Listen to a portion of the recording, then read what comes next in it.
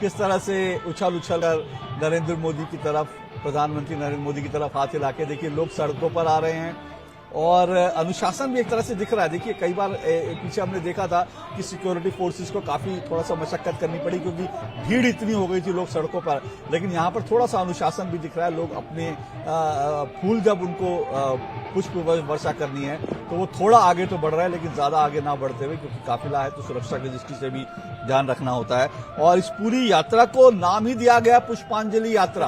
और खास करके बीजेपी ने एक कार्यक्रम अपना शुरू किया, कनेक्ट विद बीजेपी, जिसमें बीजेपी जो विदेशी राजनयिक हैं उनके साथ लगातार कनेक्ट करती है और वो बीजेपी क्या है, बीजेपी किस तरह से काम कर रही है, वो समझाने की कोशिश करते हैं। तो अभी मेरे पास जो जानकारी है वो ये है कि 4 राजनयिक जो हैं वो गुजरात में हैं। उन्होंने नरोडा में कल, जो अहमदाबाद की नरोडा सीट जहां से यात्रा शुरू हुई, नरोडा में कल उन्होंने जो चुनाव प्रचार था उसको देखा और आज वो वहां रुके प्रधानमंत्री नरेंद्र मोदी की इस रोड शो को देखने के लिए।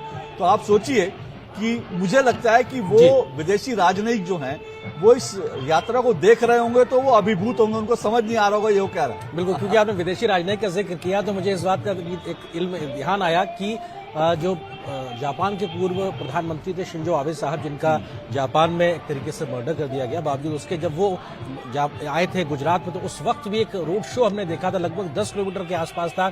तो कैसे अतिथि देवो भव की जो एक परंपरा है उसका निर्वहन भी गुजरात ने किया था। कुछ भी कहें, लेकिन आज तक का रिकॉर्ड है कि कांग्रेस का कोई भी नेता सरदार पटेल की केवड़िया की प्रतिमा के साथ, केवड़िया में विश्व की सबसे ऊंची प्रतिमा के साथ अपनी तस्वीर, अपनी सेल्फी नहीं दिखा पाया। बार बार बीजेपी सवाल उठा रही है कि आखिर राहुल गांधी या सोनिया जी या कांग्रेस के अभी मल्लिकार्जुन खड़गे गुजरात गए तो क्या उन्होंने सरदार पटेल की प्रतिमा पर माल्यार्पण किया, क्या वो केवड़िया जाकर उन्होंने सरदार पटेल की प्रतिमा देखी। और ये भी नहीं भूलना चाहिए कि जब सरदार पटेल की प्रतिमा स्थापित की जा रही थी तो कांग्रेस सहित विपक्ष के कई नेताओं ने इसे पैसे की बर्बादी कहा था कि इससे पैसे की बर्बादी होती है।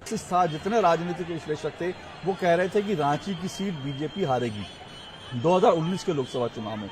उसके बाद एक दिन प्रधानमंत्री वहां पहुंचते हैं और प्रधानमंत्री का रोड शो वहां छोटा सा एक रांची के अंदर होता है और आप यकीन करेंगे अगले दिन से रांची के अंदर, रांची शहर के अंदर मुझे जो मिला उसने कहा कि बीजेपी ये सीट जीत रही है। प्रधानमंत्री के कल के रोड शो ने हवा बदल दी है और एक्चुअल में आप देखिए रांची में लोकसभा चुनाव नतीजे देखिए कि किस तरह से पलट गए। दूसरा उदाहरण 2019 में वाराणसी का है।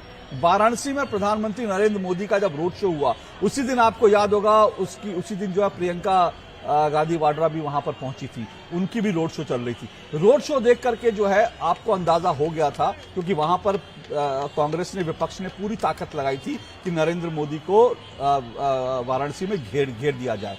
अजय सिंह को उन्होंने एक दबंग नेता को जो वहां के लोकल थे उनको उतारा था और उन्होंने ये कहा था कि प्रधानमंत्री को हम चुनाव के बाद जो है 20 फीट नीचे गाड़ दूंगा। ये उनका स्टेटमेंट था कि नरेंद्र मोदी को 20 फीट नीचे। जातक विचार, वास्तु विचार, माटी परीक्षा पई संपर्क करंतु साधक नागानंद को 9439159052।